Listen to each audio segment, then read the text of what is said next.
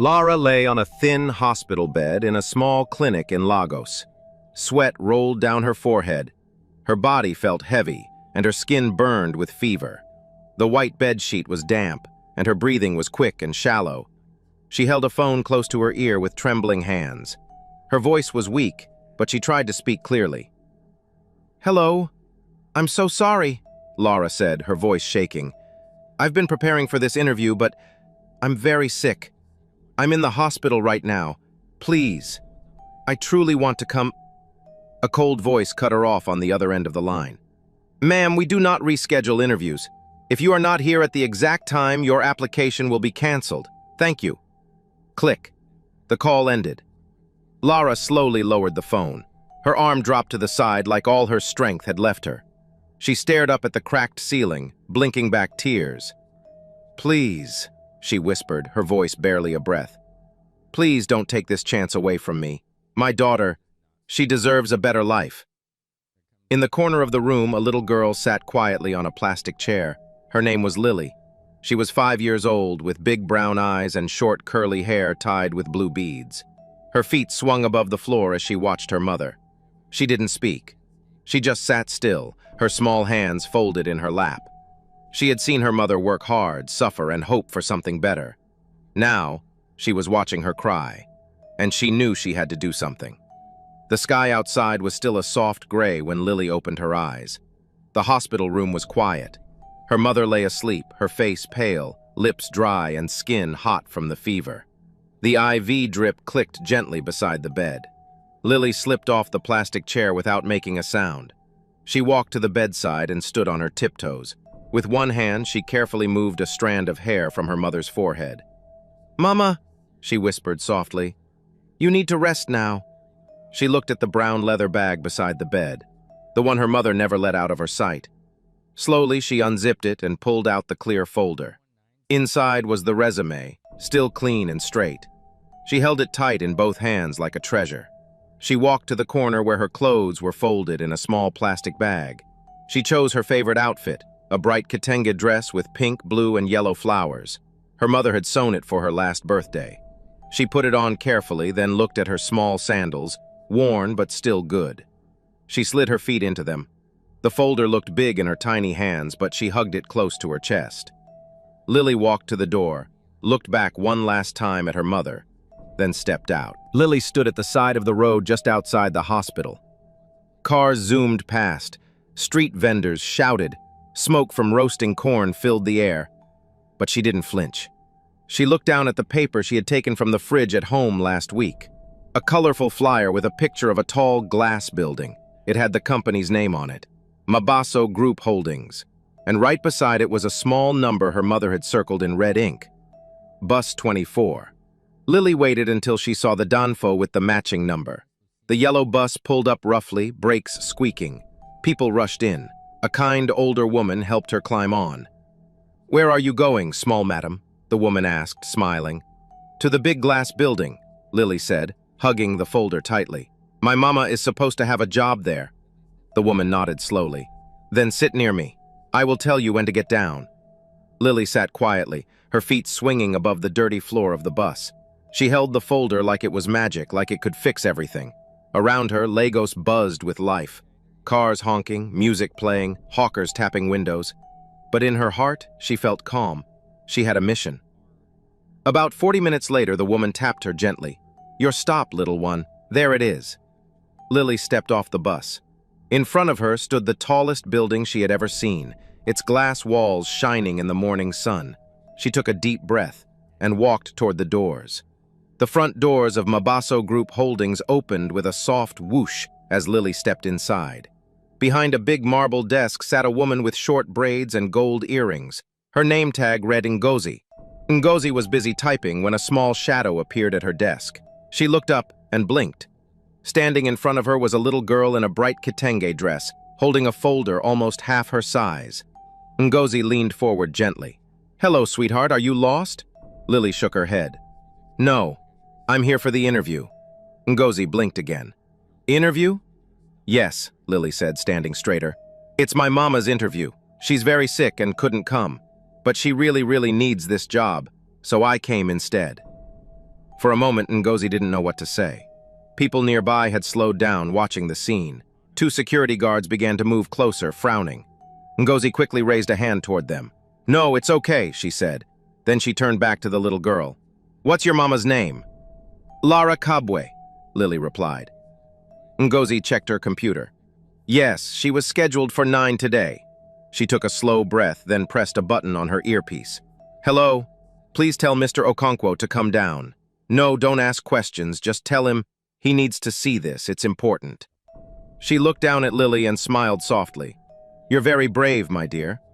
Lily smiled back, clutching the folder tighter. On the top floor of Mabeso Group Holdings, Mr. Adam Okonkwo stood beside a large glass window. He was tall, dark-skinned, and sharply dressed in an off-white suit. Only 32 years old, he was already one of the most feared CEOs in Lagos. People said he didn't smile, didn't waste time, and didn't care much for anything outside business. His assistant entered quietly.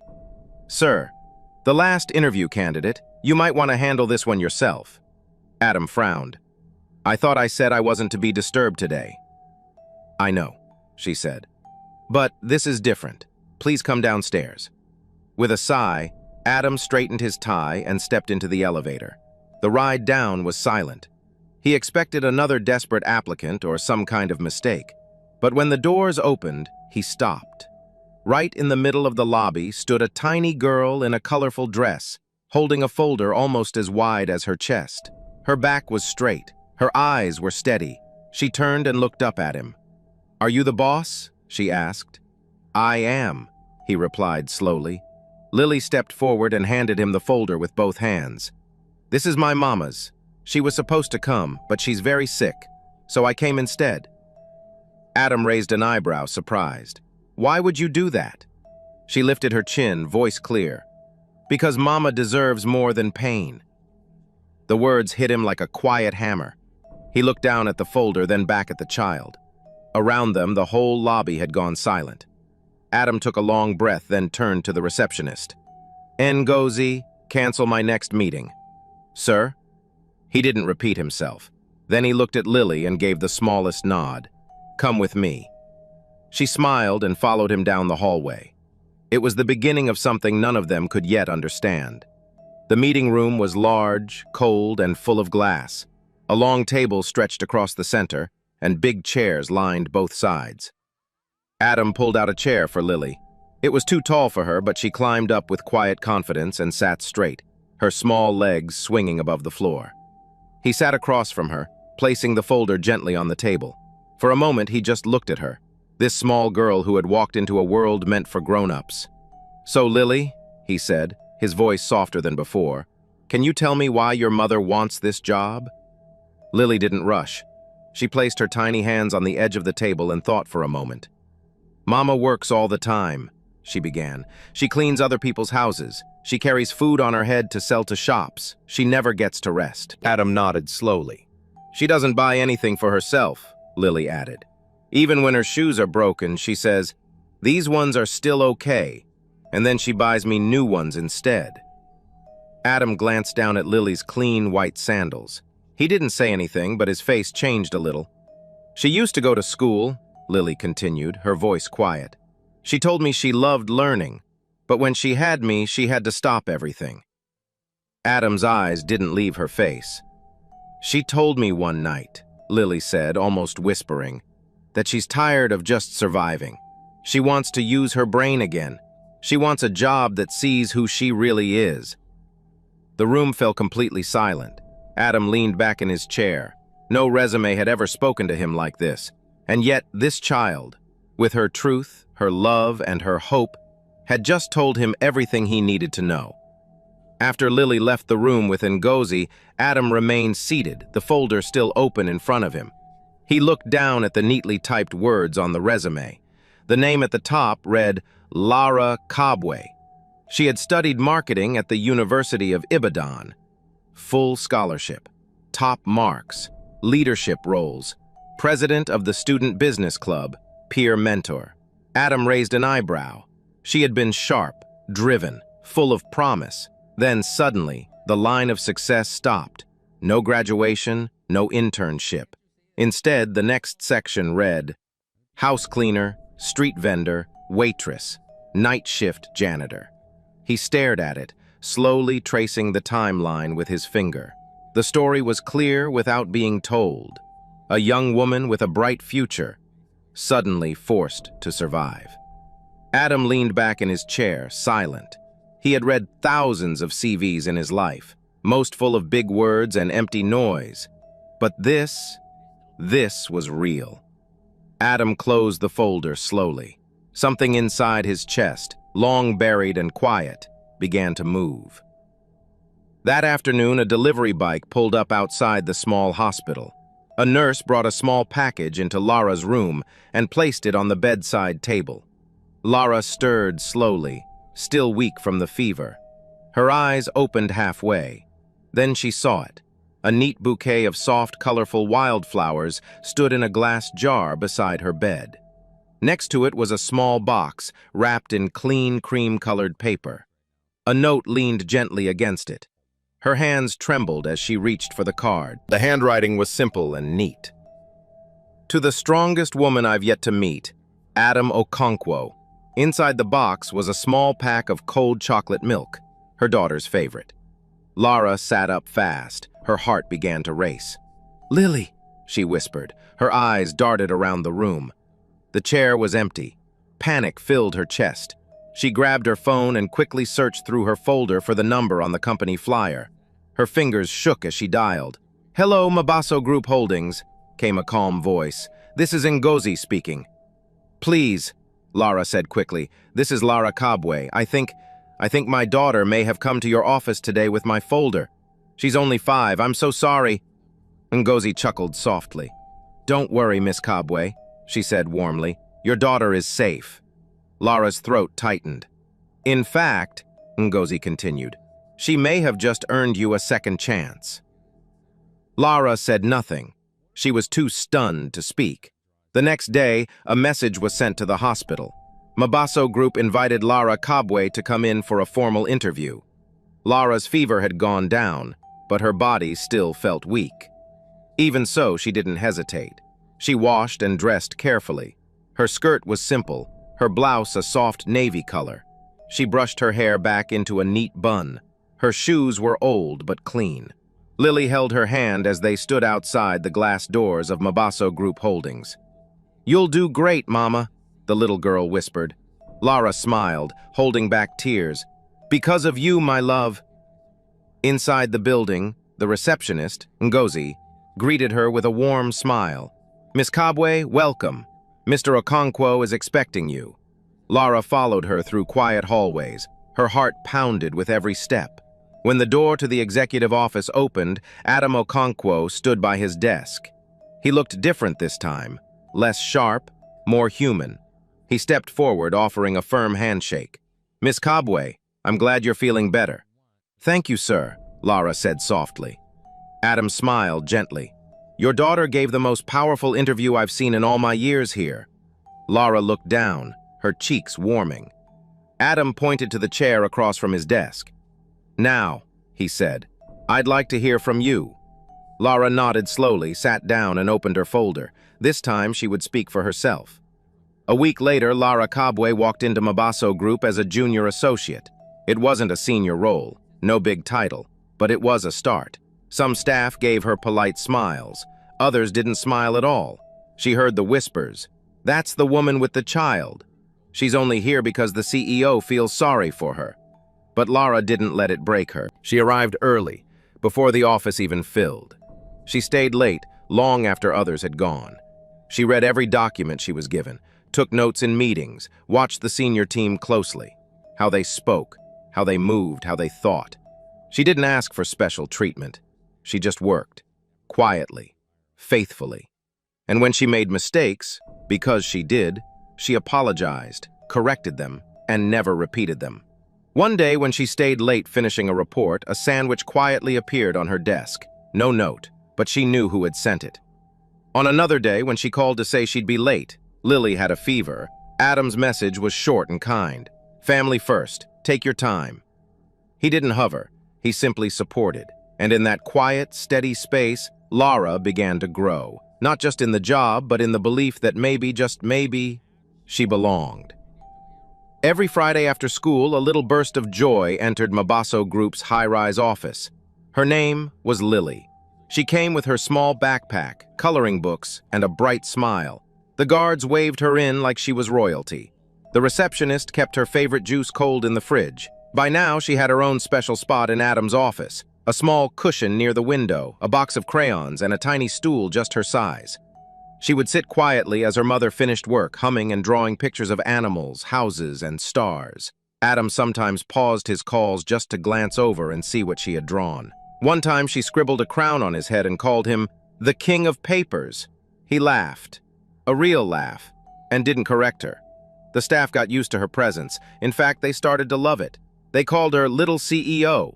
She waved at everyone in the hallway. She handed out stickers she got from school. She even once reminded the finance manager to take his lunch, because Mama says grown-ups forget. She didn't know it, but her quiet joy brought life to the office. And to Adam, she brought something he hadn't felt in years: peace. It was a quiet Friday evening. Most of the staff had gone home. The office lights were low, and the city outside glowed with orange sunset.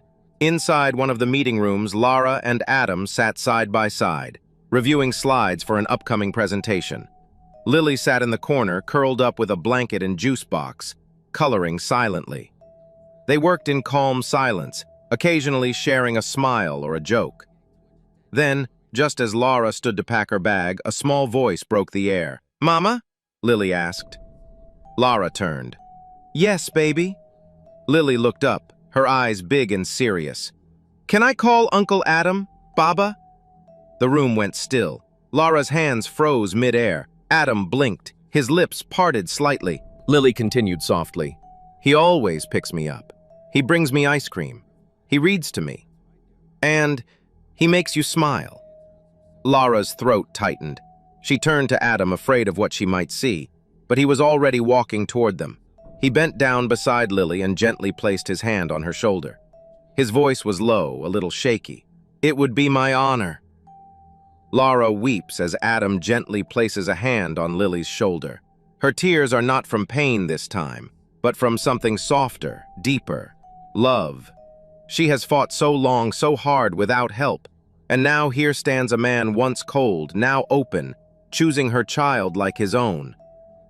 Something in Lara finally releases. Months pass. Her role at Mabaso transforms. No longer the woman with the child, she becomes a respected voice, precise, prepared, quietly powerful. She mentors, advises, grows. But beneath all her growth, one thing grows quietly too: her bond with Adam. It's unspoken but real. He looks up when she walks in. She saves him the last slice of banana bread. They speak less with words now, more with trust. Lily remains the heart of it all, still coloring, still reminding adults to rest, still watching with wide eyes. Without realizing it, she has stitched two hearts together. The end-of-year gala sparkles with lights, music, and laughter. Lara stands in a green flowing dress, glowing beside the Christmas tree. Lily twirls in silver shoes, her cream dress catching the lights as she spins. Adam watches from across the room, no numbers in his hands, just a quiet peace in his eyes. Later, someone taps a glass. Adam steps to the microphone. "Usually I talk about profits, but tonight I want to share a different kind of story." He tells the room about the tiny girl who came to the lobby with a folder twice her size, how she spoke with clarity, with courage, how her love brought one of the company's best hires. He lifts his glass. "To Lara Kabwe, and to the girl who believed in her before the rest of us did." He looks at Lily. "Family is not always blood." The room claps, emotional. Under the golden lights, they stand together, mother, daughter, and the man who quietly chose them both. In a city of traffic and closed doors, one little girl walked in, holding only her mother's dream. No one noticed, but she kept going. She didn't just carry a folder, she carried truth. Because of her, a mother was seen, a door opened, a future began. And love found its way home, quietly, powerfully. So if this story reaches you, remember, sometimes the bravest feet wear the smallest shoes, And the strongest love doesn't shout, it shows up. Who is your Lily? Comment below, share this story, subscribe for more. Love always finds a way.